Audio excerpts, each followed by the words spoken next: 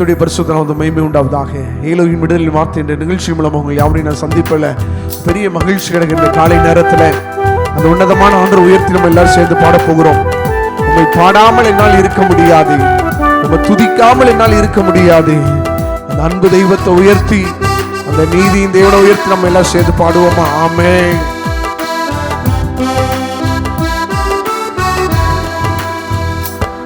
உம்மை பாடாமல் என்னால் இருக்க முடியாதையா, உம்மை துதிக்காமல் என்னால் இருக்க முடியாதையா. அன்பு தெய்வமே, நேச தெய்வமே, அன்பு தெய்வமே, நேச தெய்வமே, இசையா என் இசையா, இசையா என் இசையா. எளிமையானவர், சிறுமையானவர், தண்ணீரை தேடி தாகத்தாலே நான் வறண்டு போனேனே.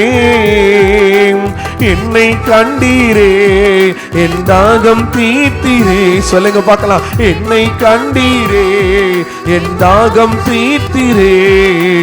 அற்பமாக எண்ணாமல் ஆதரித்தீரே, என்னை அற்பமாக எண்ணாமல் ஆதரித்தீரே. உம்மை பாடாமல் என்னால் இருக்க முடியாதையாம், உம்மை துதிக்காமல் என்னால் இருக்க முடியாதையா.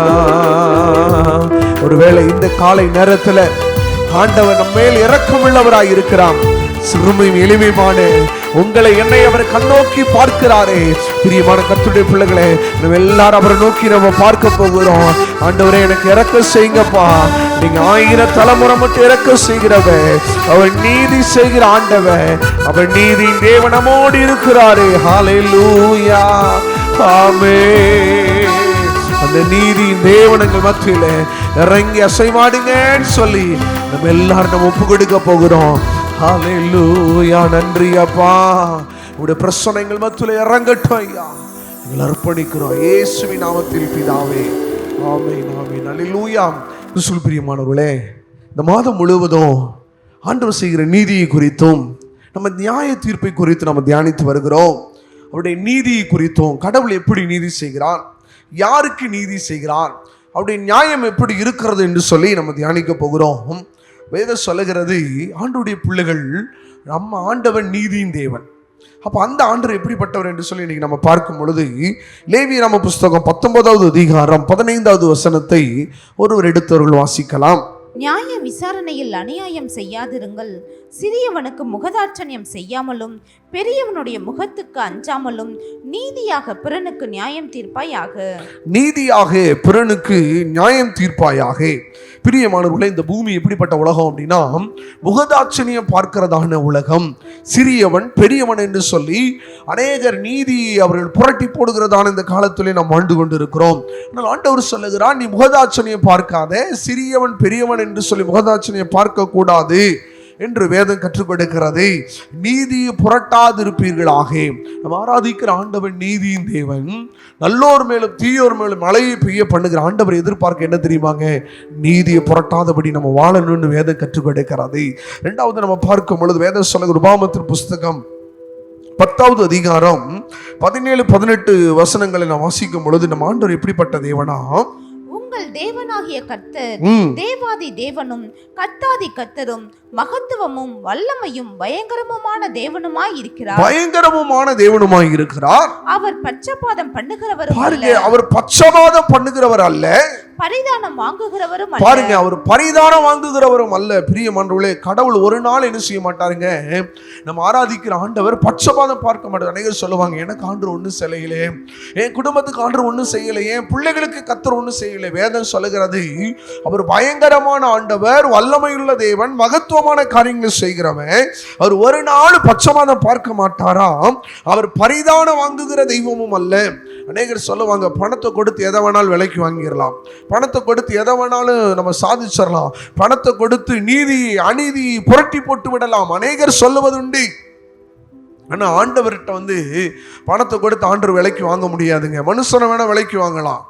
எலெக்ஷன் சமயத்தில் என்ன செய்வாங்க, சொல்லுவாங்க, பணம் கொடுத்தெல்லாம் ஓட்டு வாங்கிடலாம். மனுஷர்களை கூட பரிதானத்து லஞ்சம் கொடுத்து என்ன செஞ்சிடலாம், காரியத்தை சாதிச்சிடலாம். லஞ்சம் கொடுத்து ஏதாவது நம்ம நடக்க வேண்டிய காரியத்தை வேகமாக நடக்க வச்சிடலாம். ஆனால் ஆண்டவர் இடத்துல அது ஒரு நாள் செல்லுபடியாகாதுங்க. ஏன்னா அவர் பரிதானம் வாங்குகிற தேவனும் இல்லை, பட்சபாதம் ஒரு நாளும் காட்ட மாட்டாரு. அவர் எது நீதியோ அதை மாத்திரம்தான் அன்று உங்களுக்கு செய்வாரு. ஒருவேளை உங்க வாழ்க்கையில துக்கற்ற நிலைமையில் இருக்கிறீங்களா, தொடர்ச்சியா வசனம் அப்படிதான் சொல்லப்பட்டு இருக்கிறது. அவர் துக்கற்ற பிள்ளைகளுக்கும் உதவிகளுக்கும் அவர் என்ன செய்கிறார், நியாயம் செய்கிறவராய் இருக்கிறார். அந்நியன் மேல் அன்பு வைத்து அவனுக்கு அன்ன வஸ்திரம் கொடுக்கிறவருமாக இருக்கிறார். அல்லேலூயா. அவர்களை கர்த்தர் போஷித்து அவரை நடத்துகிறார். பாருங்க, நம்ம ஆண்டவர் எப்படிப்பட்டவருங்க. அவர் பட்சபாதம் பார்க்கிற தேவன் அல்ல, அவர் பாரபட்சம் பார்க்கிற தேவனும் அல்ல. அதே போல ஆண்டவர் எப்படிப்பட்டவர் என்று வேதம் சொல்லுகிறதா. உபாகம புஸ்தகம் 27வது அதிகாரம் 19வது வசனத்தை வாசிக்கலாம். பரதேசி, திக்கற்றவன், விதவை ஆகிய இவர்களுடைய நியாயத்தை புரட்டுகிறவன் சபிக்கப்பட்டவன் என்பார்கள். பரதேசி, திக்கற்றவன், விதவை, நியாயத்தை புரட்டுகிறவன் சபிக்கப்பட்டவன் அன்று சொல்றாருங்க. நம்ம சாபத்தை அநேக நேரம் நம்மளை அறியாம சம்பாரிச்சுடலாம். ஏன்னா பரதேசிய, திக்கற்றவர்களை, விதவைகளை அவருடைய நியாயம் இருக்கு அப்படின்னா அவருடைய நியாயம் நம்ம கண்டிப்பா செய்யணுங்க. ஒருவேளை நீங்களும் நானும் நியாயம் செய்யலைன்னா வேதம் ரொம்ப தெளிவா சொல்லுகிறது, அவர்கள் சபிக்கப்பட்டவர்கள். அடுத்த வார்த்தை ரொம்ப பயங்கரமா இருக்கும். அதற்கு ஜனங்கள் எல்லாரும் ஆமேன் என்று சொல்ல கடவர்கள். அல்லேலூயா. ஆமேன் என்ன அர்த்தம்? அப்படியே ஆகட்டும். நம்ம சபிக்கப்பட்டவங்களாம் ஒரு நாள் மாறிடக்கூடாதுங்க. நீதியை புரட்டிடாதீங்க, நியாயத்தை புரட்டிடாதீங்க. திக்கற்றவருடைய, விதவைகளுடைய, ஒடுக்கப்பட்டவருடைய நியாயத்தை நம்ம ஒரு நாள் புரட்டக்கூடாது. நம்ம ஆண்டவர் எப்படிப்பட்ட தேவன், நீதியின் தேவன். ஒருவேளை நம்ம புரட்டிட்டோம் அப்படின்னா வேதம் நல்ல ஒரு அடையாளம் இடுது, அவன் சபிக்கப்பட்டவன் என்று வேதம் சொல்ல. ஜனங்கள் எல்லாரும் ஆமென் சொல்லட்டும். ஒருவேளை இன்னைக்கு அநேக நேரங்கள்ல அநேக நம்ம வாழ்க்கையில சாபத்தை நம்மள அறியாம என்ன செய்கிறோம், சுமந்து கொண்டிருக்கிற பிரியமானவர்களே, எச்சரிக்கை உள்ளவர்களாக இருக்க கர்த்தர் அழைக்கிறார். அடுத்து 4வதா பார்க்கும் பொழுது சங்கீத புஸ்தகம் 10வது சங்கீதம் 17-18 வசனங்களை வாசிக்கலாம். சிறுமைப்பட்டவர்களுடைய வேண்டுதலை கேட்டிருக்கிறீர், சிறுமைப்பட்டவருடைய வேண்டுதலை கேட்டிருக்கிறீர். அவர்கள் இருதயத்தை ஸ்திரப்படுத்துவீர், அவர்களுடைய இருதயத்தை ஸ்திரப்படுத்துவீர். மண்ணான மனுஷன் இனி பலவந்தம் செய்ய தொடராதபடிக்கு தேவரீர் திக்கற்ற பிள்ளைகளுக்கும், திக்கற்ற பிள்ளைகளுக்கும், ஒடுக்கப்பட்டவர்களுக்கும் நீதி செய்ய உம்முடைய செவி சாய்த்து என்ன செய்கிறாராம், கேட்டருளுவார். அல்லேலூயா. பாருங்க, ஆண்டவர் திக்கற்ற பிள்ளைகள், ஒடுக்கப்பட்டவர்களுடைய நீதி ஆண்டவர் செவி கொடுத்து கேட்பாராம். அல்லேலூயா. மனுஷன் கேட்கிறானோ இல்லையோ, எனக்கு நீதி செய்யணும் ஒரு பிரச்சனைன்னு சொல்லி நிற்கும் பொழுது நம்ம நீதியை, நம்ம நியாயத்தை மனுஷன் கேட்கிறானோ இல்லையோ, நம்ம நீதியை கர்த்தர் கேட்கிறார். பிரியமானவர்களே, வசனம் சொல்கிற அவர் நீதியின் மேல் அவர் பிரியப்படுகிற ஆண்டவர், நீதியை நிலைநாட்டுகிற தேவன். ஒடுக்கப்படுகிற, நெருக்கப்படுகிறவர்களுக்கு கர்த்தர் நீதி நியாயத்தை செய்வார். ஏன்னா அவருடைய பேருங்க, அவர் நீதியின் தேவன் என்று குறிப்பிடுகிறது. ஒருவேளை இந்த வார்த்தையை கேட்கிற கர்த்தருடைய பிள்ளைகளை அவர் நீதி விசாரிப்பார். கடைசி ஒரு வசனம், சங்கீதம் 140வது சங்கீதம் 12வது வசனத்தை வாசிக்கலாம். சங்கீதம் 140:12. சிறுமையானவனின் வழக்கை, எளியவருடைய நியாயத்தையும் கர்த்தர் விசாரிப்பார் என்று அல்லேலூயா. ஆண்டவர் என்ன செய்யறாங்க, உங்க வழக்கை விசாரிப்பார், உங்க பிரச்சனையை விசாரிப்பாரு. இன்னைக்கு நம்ம ஆண்டவர்கிட்ட கேட்க போறோம், ஆண்டவரே எங்களுக்கு நீதி செய்யுங்கப்பா, எங்களுக்கு நியாயம் செய்யுங்க. ஒருவேளை நாங்கள் நீதி செய்யாம, ஒருவேளை நாங்கள் நியாயம் செய்யாம நீதியை மறைத்திருப்போம் என்று சொன்னால், பாரபட்சம் ஒருவேளை எங்க வாழ்க்கையில் உங்களுக்கு காட்டியிருப்போம் என்று சொன்னால், ஒருவேளை நாங்கள் நீதியை புரட்டி இருப்போம் என்று சொன்னால், நம்ம எல்லாரும் இன்னைக்கு ஆண்டவரிடத்துல இருதயத்தை ஒப்பு கொடுக்கலாமா? அல்லேலூயா. எல்லாரும் அப்படியே கண்களை மூடுவோமா? நன்றி அப்பா, மனுஷர் பார்க்கிற வண்ணமா நீ பார்ப்பதே இல்லை, பட்சபாதம் எதுவுமே உம்மிடம் இல்லை, யாரையுமே நீ அற்பமாக பார்ப்பதே இல்லை. இருந்த என்னை தூக்கி எறிந்தீரே, பலவீனன் என்று பாராமல் அணைத்து கொண்டீரே. புழுதியில் இருந்த என்னை தூக்கி எடுத்தீரே, பலவீனன் என்று பாராமல் அணைத்து கொண்டீரே. உம் அன்பிற்கு ஈடு இணை இல்லையப்பா. உங்க இரக்கத்துக்கு முடிவே நான் இல்லையப்பா.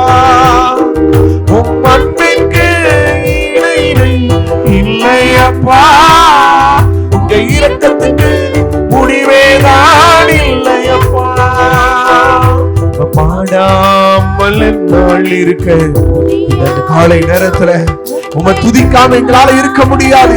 சிறுமைமான எளிமைமான அப்பா, ஒடுக்கப்பட்ட நெருக்கப்பட்ட திக்கற்ற உதவிகளுக்கு நீங்க நீதி செய்கிறவ எங்களோடு இருக்கிறீரப்பா. அந்த நீதியின் வல்லமை இறங்கட்டும். இந்த வார்த்தையை கேட்கிற ஒவ்வொருவருக்கும் கர்த்தர் நீதி செய்வீராக.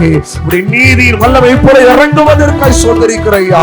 நீதியை மறைக்காதபடி, திக்கற்ற பிள்ளைகளை ஒடுக்காதபடி அவர்களுக்கு நியாயம் செய்ய கர்த்தர் உதவி செய்வீராக.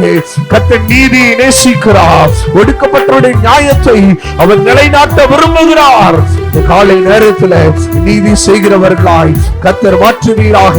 நீதி தேவனே, பட்சபாதம் பாராத தேவனே, ஆண்டவரே, எளியவன் சிறியவன் பெரியவன் என்று பார்க்காத கர்த்தர் எங்க கூட இருக்கிறீரப்பா. அந்த ஆண்டவர் இன்னைக்கு இந்த வார்த்தையை கேட்கிற ஒவ்வொருவருக்கும் தேவன் நீங்க பதிலை கொடுப்பீராக, பதிலை கொடுப்பீராக. நீதியாய் கத்த நியாயமாய் இருந்து ஜனங்கள் ஜீவிப்பதற்கு கத்த அனுகிரகிச்சீங்க. இயேசுவின் நாமத்தில் பிதாவே, ஆமென், ஆமென். God bless you. கர்த்தர் ஒருவரை ஆசீர்வதிப்பாராக. ஆமென்.